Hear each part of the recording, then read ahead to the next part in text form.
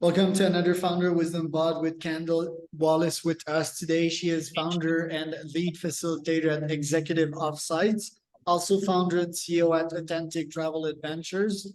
We're going to talk about retreats today for tech people, I would guess, because Kendall is an ex-Meta. It was called Facebook in her days, ex-user experience researcher there.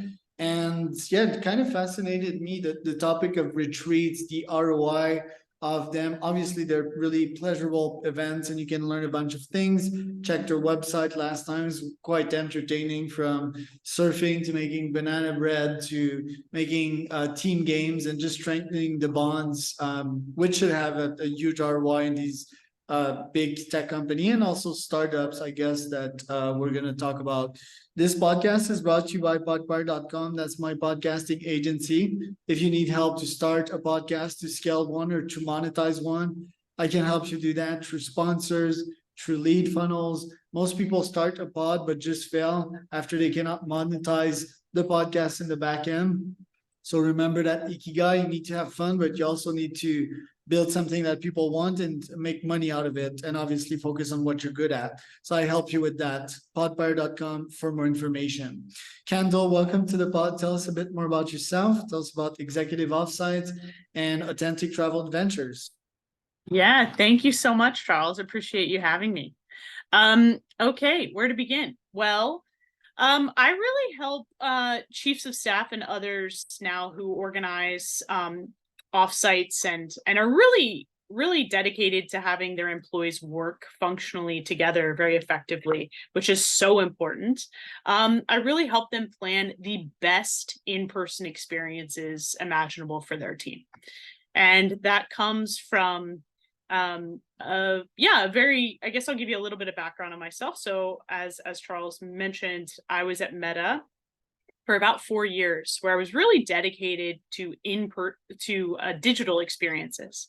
And while I was there, I served as a UX researcher and really understood how products are made in tech companies, where you really need the different personalities of engineers, designers, product managers, researchers, data scientists, all to collaborate. And they're all very different people. And at the end of the day, the thing that we can't avoid is that when we spend so much time with people we work with, let's say 40 hours a week or even remotely, it doesn't matter. We still spend a substantial amount of time with those we work with. Communication challenges and things like that they're going to come up. It's unavoidable. And so really what I saw unfold a lot was a lot of this us versus them mentality, a lot of the silos that happen in big teams, actually in small teams. And so just kind of seeing how better it could be. That's where I, after leaving Meta, really have dedicated my passion, my work, my soul to really helping to enhance how people work together.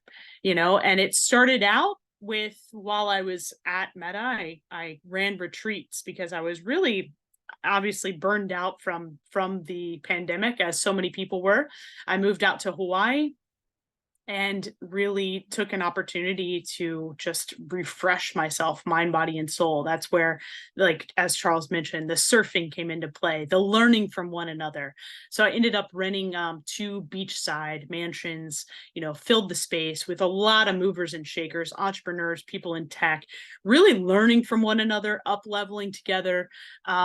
And then from that experience, where it was individuals signing up and just really wanting the best for themselves in this refreshing experience, I saw how much they bonded together by just being real with one another. And that's where I really saw an opportunity to expand from Authentic Travel Adventures, which is what I had created there, to Executive Offsites, which is a branch of Authentic Travel Adventures dedicated solely to really enhancing the workplace team and really just creating an incredible experience where it's not just about having fun, but it's one of those things where you actually end up having so much fun that you connect as a team. And there's obviously ROI and things that really enhance the employee satisfaction, employee communication, being able to resolve problems themselves instead of always coming to the leadership that come out of these experiences. But yeah, that's why that's what I work on, Charles. Before we talk about ROI, like how did you first discover retreats? Was it just taking a break yourself and seeing the beauty of Hawaii and understanding that a lot of tech execs could do the same and potentially have huge insights? What was your first experience with retreats and company retreats, quote unquote? Well, I'll share with you, I have always been a very savvy traveler. Back before Instagram blew up in 2011 through 2012, I traveled around the world for the better part of 2 years, just exploring. And so there's no Instagram profile to show this, but nonetheless, I have just always loved experiencing things and then taking the best of that for people I'm close to, for people I know, for clients I have, right? And so what I love to do is really experience as much as I can in a particular place and then take the best of that, very Rick Steves-esque in Europe, but in a way that's really heartfelt, connecting with the culture, but also just super expansive, and just take the best of those experiences and then create something special. So in the example of, I've always been interested in this, and I actually created my first retreat when I was still working at Facebook, and I created a retreat experience for people to go to France and have a quintessential French experience. And then I was going to expand to Italy the next year, and that's when the pandemic happened. And so basically for myself, I moved to Hawaii so that I could have that nourishment of going in the sea every day and going in the ocean, learning how to surf. And it was so rejuvenating for myself that's where I saw the opportunity. You know what? There's other people that are trapped in their homes, etc., that would relish at the opportunity to have this refreshing experience. So that's where it seemed natural to create it.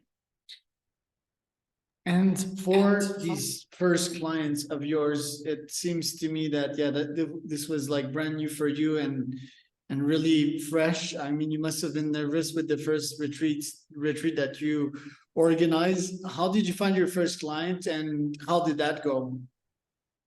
My first, well, you mean with regard to corporate clients or the individual clients? Any clients, because you started from 0 to 1, literally, or 0 to 60, with no quote unquote experience, which is pretty much what I do pretty much on a weekly basis now. I start a bunch of cool startups and test out product market fit, but I'm so used to it, at this point, so I don't stress out much. And I must add here that you're in the events business, which is quite stressful. It's complicated. You need to organize last minute details, and shit will happen pretty much all the time at every event. And you need to kind of expect that and find solutions quickly. So how did your first clients, your first contract, how did that go? Yeah, great question. So I basically when I created these for individuals to sign up, basically I reached out to some amazing movers and shakers that I thought would really benefit from an experience like that. So it started with referrals, and then really expanded from there for people who I just utilized Facebook groups and word of mouth. And then eventually things just flywheeled, and people started posting about it, and friends started bringing their friends.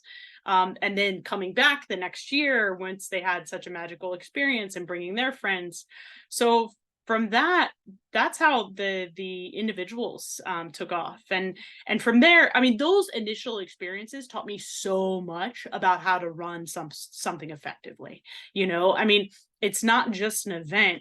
You don't want to just have an event. You want to create an impactful, transformative experience that shakes people's direction in life. I mean, if people are coming for a refreshing experience, you want to give that to them tenfold. And so those initial 2 years really taught me a lot about what it takes to have people's soul be nourished in experiences, and heart open, and start to begin to trust strangers and people. And so I just utilized some of those skills in creating the experiences for corporations. And initially what I did was, because I had run while I was a UX researcher, I had run several offsites for our UX research team as well as our cross-functional teams. At Meta, those experiences had just taught me so much. And so based on all this breadth of experience, I started to do talks to chiefs of staff and other people who organize offsites, and say, hey, I got a skill set here that might be beneficial for you on how you can make these more effective. And so from some of those actually initial meetings and stuff, that's how I was able to have several follow-up meetings and just have my free consults, which I still do. I still offer a 30-minute free consultation. Like, yes, I'm selling something, but at the end of the day, I want to make sure that people have more effective experiences with their colleagues. Like, again, we spend so much time with those we work with. Why not have better relationships? Why not have better experiences, rather than going home to your spouse, friend, whatever, and complaining? Like, it's just, it's kind of like, so in any case, I have that as an offering. And so, yeah, a bunch of people followed up with me, and we had some of those meetings, and from there was able to create some really magical experiences. Like, even I'll just tell you about one I just ran recently. Was for a 70-person engineering org in Colorado, in the Rocky Mountains, doing something unique. And we brought together all these different product teams, which were fairly siloed. And really began conversations where, for the first time, where these different product teams that were siloed started to talk about shared challenges in an empathetic way. And guess what? They had that conversation in the middle of a national park, overlooking elk that are bugling in this majestic place. Like, I'm just kind of tired of being trapped in a conference room for these discussions. You can have certain discussions that don't require a PowerPoint. Why not have them outside, where you can have the natural serotonin boosts, where you can actually enjoy, the fresh air? It's just a matter of organizing those small tweaks and small decisions like that can actually create a magical experience. Correct. And with your UX researcher background, first, what insights did you get at Facebook, now Meta, with the users of the platform? And how do you use that background of yours in your current business to get insights on the users? How do you measure these, and what kind of insights that are quite interesting can you tell us? Yeah, so well, First insight would be to not ask 3 questions in one. Right. Well, there you go. That's a good UX research skill. But the first thing I can offer is that in a big organization, it's funny. It's so funny how a lot of people are like, yeah, my phone's listening to me and stuff like that, right? And I'm like, you guys are giving us too much credit. Like, have you ever been in a very large organization with lots of red tape? The communication is not as seamless as one might hope. That it's funny. And if anybody, if anybody listening has ever gotten locked out of their account, my God, getting back in is an exemplification of how complicated, the communications, the silos, the breakdown can be. Like, it's not as seamless as we might hope. And so, however, the process that I was taken through as a UX researcher of really, conducting surveys, conducting in-depth interviews to really get at the why of why things are problematic. Like that aspect has served me so well, because you can't, I mean, anybody who works in tech probably understands this, but engineers, they're just so excited about building stuff, and getting it done, that like, sometimes there can be a disconnect between, okay, but are we actually solving a people problem here?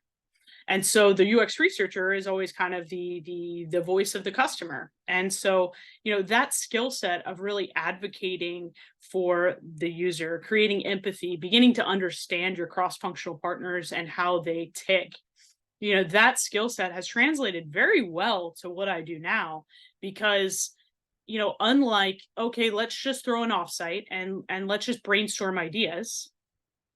No, it goes back to that same process that I was taken through, at Facebook, which is like, okay, what's the problem here? What's the biggest problem? And let's utilize this in-person time to really solve for that problem. And so what I do with teams now is, once I, meet with a chief of staff or with a senior leadership, then, I will conduct a survey with the entire org or whoever's attending this particular offsite, and really with a series of questions, non-leading questions, to better understand what it is they're challenged by, what they want to get out of this. And then follow up with that as I did when I was at Facebook, with in-depth interviews for particular, people, and kind of get a snowball sampling.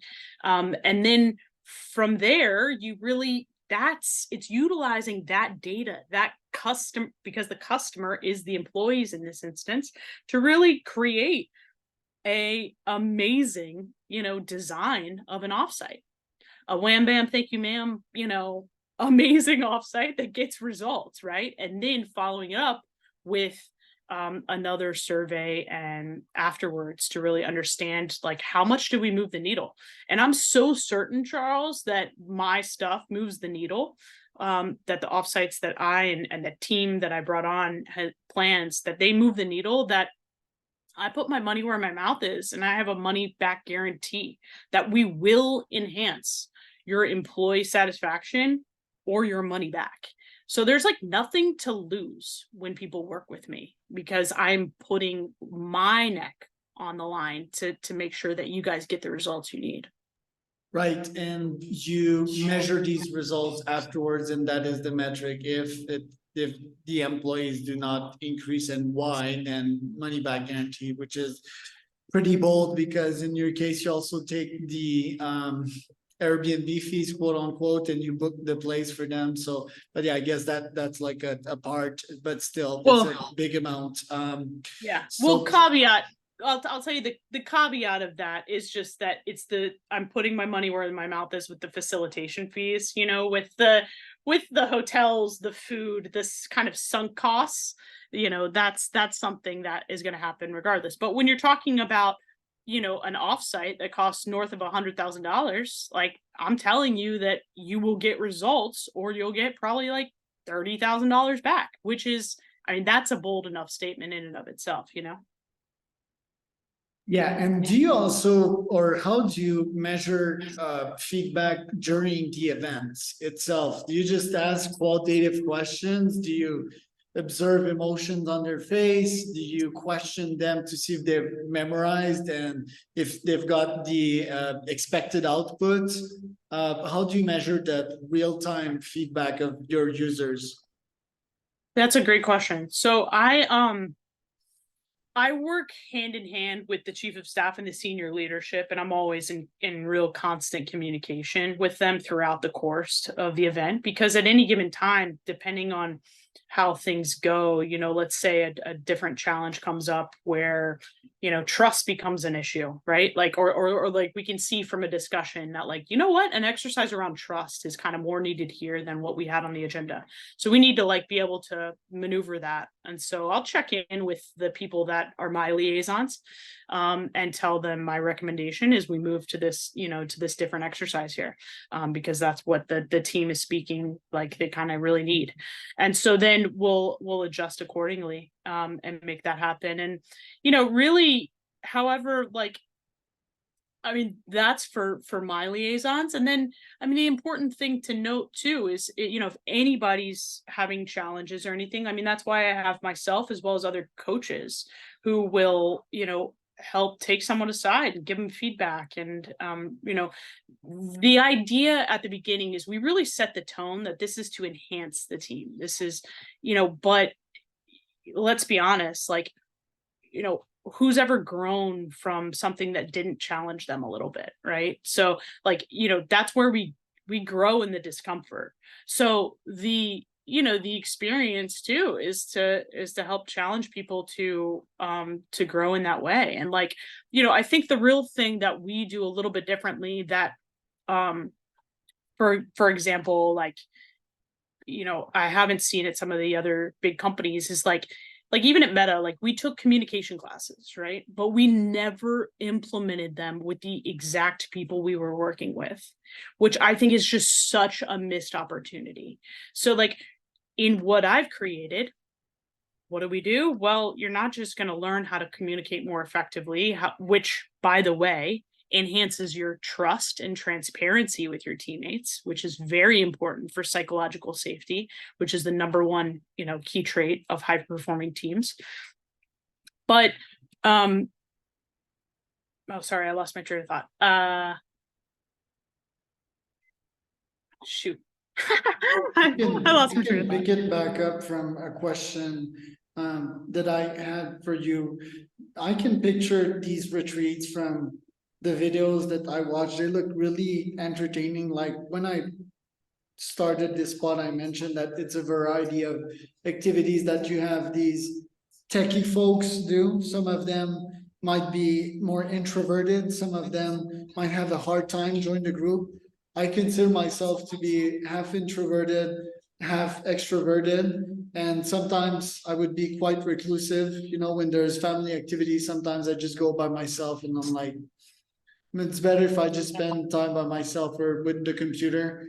And my brain is also wired for productivity a lot nowadays. So what do you do when you get reclusive folks like me, hermits, quote unquote, that can't join the group to generate cohesion and have fun? Yeah, great question. Well, it's important at the beginning that everybody is made aware that everything's optional, right? Like nothing's conscription. We're all adults here, and so it's really take care of yourself. I mean, some people are introverted and don't want to participate, and that's okay. And just know that each and every activity is designed for your betterment, for your up level in some capacity. Whether that be in the surfing aspect of physical, a physical and like soul challenge, or in something that's more meditative, or a communication exercise. And so people are welcome to sit on the sidelines and just observe that way. That's absolutely okay. And sometimes people need to do that to take care of themselves. And at the same time, though, if you want to opt in for like the higher growth trajectory and you're not like kind of in a red zone, if you will, you're in the orange or yellow, then if we're talking about a structure of like green is like, oh yeah, this is easy, and red is like, I'm very uncomfortable, I'm a no. The yellow and orange is where we want people, right? That's where people are going to grow. So as long as it's in that area and people feel good, then that's where we hope people will rise to the occasion and rise to the challenge. What about like near traveling? Because people are sometimes annoyed to travel and waste time in an airplane and time is quite important in these tech companies, especially if it's these programmers that are on a schedule and want to make sure to increase productivity. Some of them, the more time they spend in the business, the more they get paid. They have KPIs to meet. So how do you go with the nearshore VS? Because there's various companies providing these services locally. Let's say that instead of going to Hawaii, you'd have them travel to Sonoma or Napa Valley, for example, and that is very much near shore. They just take their cars in 3 to 4 hours, they're there. Why do you go with Hawaii, and is it because it drastically changes their environment and invites change? What is the reason for that? Well, that's a great question. So I started this program out in Hawaii once I had, the corporate opportunity, once I had run several ones for individuals, and they were just so effective, honestly. And so I designed the corporate version because I already have so many of the key like activities that just open people up tremendously to get them, really to open mind, body, and soul, and be challenged in that way. And when you're having that level of experience with your teammates, like it's not phony. It's not phony. That's what I guess I can say. And it really is nourishing. Um, so that's why, and really though, the impetus of Hawaii, a lot of people say Hawaii is the heartbeat of the world. And if people learned about aloha culture, and if aloha culture spread, that would help heal the world. And honestly, the more I've lived here, the more I fundamentally believe that the respect for the land, the respect for like your brethren.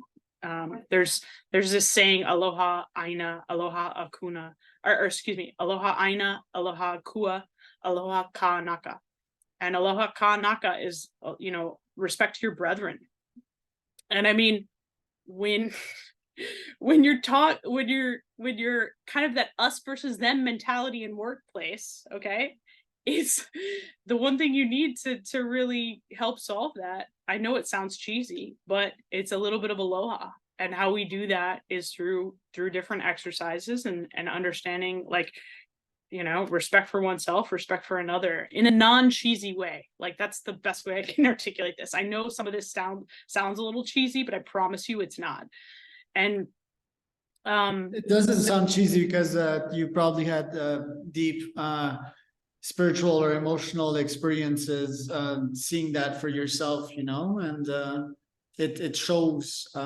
So yeah, it's just like saying that going on a 10-day silent retreat is game changing. If you've done it, you've seen like the potential results, right? And the emotional power of that, and yeah, that's embodied in their culture. Just like I talk with a lot of New Zealand folks nowadays, and they're really also that have a deeply deep connection with the indigenous tribes there, and there's a lot of meaning behind that, and because that can have a huge impact on your clients.